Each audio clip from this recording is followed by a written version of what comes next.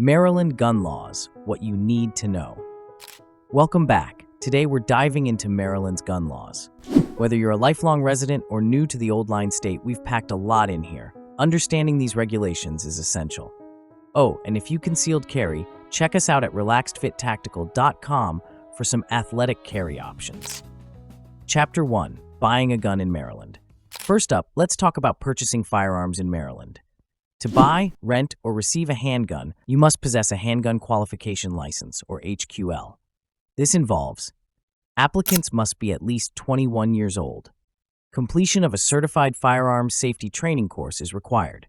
This course includes a minimum of 4 hours of instruction covering state firearm laws, home firearm safety, handgun mechanisms and operation, and a live fire component. Certain individuals are exempt from this training requirement, such as active or retired military personnel and qualified handgun instructors. Background check and fingerprinting. Applicants must undergo a comprehensive background check and submit fingerprints through an approved Maryland State Police (MSP) provider.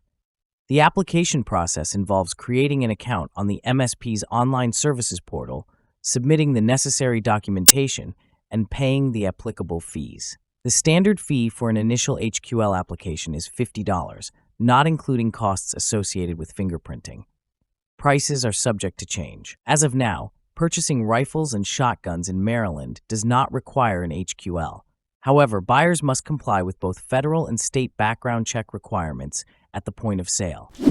It's important to note that while there is no waiting period for the transfer of a standard rifle or shotgun, Maryland imposes a 7-day waiting period for the transfer of regulated firearms, which include handguns and certain assault weapons. Also, legislative proposals have been introduced to implement a Long Gun Qualification License, LGQL, which would impose similar requirements for the purchase of long guns as currently exist for handguns. If enacted, this would require individuals to obtain a license, complete safety training, and undergo fingerprinting prior to purchasing or receiving a long gun. As of now, these proposals have not been enacted into law, but it's advisable to stay informed about potential changes. Hit the like button if this has been helping you out so far. Chapter 2. Carrying firearms in Maryland. Maryland is a may-issue state when it comes to carrying firearms, meaning permits are issued based on specific eligibility requirements. To carry a handgun, you need a wear and carry permit, or WCHP. You must be 21 or older, or 18 for work-related purposes. As of October 1, 2023, open carry is no longer allowed. All handguns must be concealed. There are also strict location bans. You cannot carry a firearm in schools, healthcare facilities, government buildings, public infrastructure areas. Really anywhere with a metal detector, don't carry there. Violating these laws could result in severe criminal penalties. Now, stay tuned to learn about proposed legislation that could change how you purchase and carry firearms in Maryland. But first, Chapter 3. Assault Weapons and Magazine Capacity. Maryland has one of the strictest assault weapons bans in the country. Certain semi-automatic rifles and pistols, including the AR-15 and AK-47, are banned. Maryland also prohibits magazines holding more than 10 rounds. You can legally possess larger magazines if obtained out of state, but selling or transferring them within Maryland is illegal. Chapter 4. Private firearm sales now require a dealer. Thinking about selling or gifting a gun to someone privately? Prepare to jump through hoops. Maryland law now requires that all private firearm sales and transfers go through a licensed firearms dealer or law enforcement agency for a background check. This applies even to transactions between family members and friends, making private gun sales far more restrictive. The state claims this measure closes loopholes that previously allowed individuals to obtain firearms without background checks. However, critics argue this law burdens law-abiding gun owners with unnecessary regulations. Instead of a simple sale or gift transfer, both parties must now pay fees, complete paperwork, and wait for approval, even if the buyer already legally owns firearms. Non-compliance is a serious offense, meaning an innocent mistake, like failing to process a transfer through a dealer, could lead to criminal charges. While intended to prevent illegal firearm trafficking, opponents see it as an overreach that primarily inconveniences responsible gun owners rather than deterring criminals who obtain firearms through illegal means. You know what's not illegal? Hitting the like button to help our channel grow. Chapter 5. Red Flag Laws. Maryland has extreme risk protective orders, or red flag law, allowing courts to temporarily confiscate firearms from someone deemed a danger to themselves or others. Family members, police officers, or medical professionals can petition the court for an extreme risk protective order. If granted, the person must immediately surrender their firearms until a hearing is conducted. Critics argue this violates due process, as gun owners lose their firearms before having a chance to defend themselves in court. Once an Extreme Risk Protective Order, ERPO, is issued, the individual must surrender their firearms immediately, even if the claim is later found to be unfounded, with no compensation for damages for the individual who was falsely accused. Another major concern is the low standard of evidence required to issue an ERPO. Unlike criminal cases that require proof beyond a reasonable doubt, these orders are often granted based on subjective claims from family members, law enforcement, or medical professionals. This creates potential for false or retaliatory claims, leading to firearm confiscations without solid proof of a legitimate threat.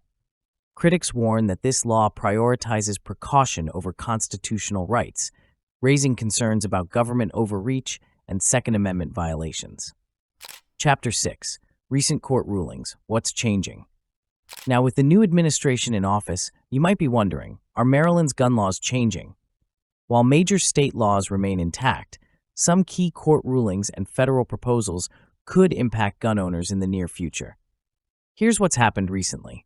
In August 2024, the Fourth U.S. Circuit Court of Appeals initially upheld Maryland's handgun licensing law, ruling that requiring an HQL does not violate the Second Amendment. However, in November 2024, a three-judge panel of the Fourth Circuit Court of Appeals struck down the HQL requirement, ruling it unconstitutional. This decision was based on concerns that the licensing process placed undue burdens on lawful gun ownership. In January 2025, the full Fourth Circuit agreed to rehear the case en banc, which temporarily reinstated the HQL requirement pending further review. As of now, the HQL requirement remains in effect, but the legal battle is ongoing. The same court also upheld Maryland's assault weapons ban, stating that semi-automatic rifles and high-capacity magazines are not protected under the Constitution. This ruling reinforced the state's existing ban on AR-15s, AK-47s, and other regulated firearms. At the federal level, there are ongoing legislative proposals that could impact Maryland gun laws. The Concealed Carry Reciprocity Act is being debated, which, if passed, would require all states to recognize concealed carry permits issued in other states. If this happens, Maryland may be forced to honor permits from more gun-friendly states like Texas and Florida. A federal court ruling in 2024 declared that banning handgun sales to adults under 21 is unconstitutional. If this ruling stands, Maryland may have to lower its minimum age for handgun purchases. While these rulings and proposals haven't changed Maryland's laws yet, they could reshape the state's gun policies in the near future. As always, stay informed, because gun laws are constantly evolving. Always consult the Maryland State Police or legal counsel for the most current information. Chapter 7. Statistics in Maryland. To put all of this in perspective, let's look at some real numbers on guns and crime in Maryland. In 2023, Baltimore recorded over 300 homicides, many involving firearms. Since Maryland enacted its red flag law in 2018, more than 1,000 extreme risk protective orders have been issued. Were they actually risks? We don't have that number. A study showed that 90% of crime guns recovered in Maryland were originally purchased out of state, with Virginia and Pennsylvania being top sources. As of February 2024, Maryland has issued approximately 166,492 wear and carry permits, WCHP, to residents, accounting for about 2.7% of the state's population. This reflects a significant increase from previous years, indicating a growing interest among Maryland residents in lawful concealed carry. Summary of Maryland: what you need to know. Buying a handgun, you need an HQL. Carrying a firearm, open carry is banned, you must conceal it. Own an AR-15. Maryland bans most assault weapons. Selling a gun privately, you must go through a licensed dealer. Red flag laws exist. Firearms can be temporarily confiscated. Recent court rulings upheld Maryland's strict gun laws. Essentially, if you think of full auto, they'll get you. What's your opinion? Do you think Maryland's gun laws are too strict or just right? Why? Drop a comment below. I'd love to hear your thoughts. And if you concealed carry, don't forget to check us out at relaxedfittactical.com, where you can get your concealed carry athletic gear. If this video helped you, hit that like button, subscribe, and turn on notifications. Stay safe, and I'll see you in the next one.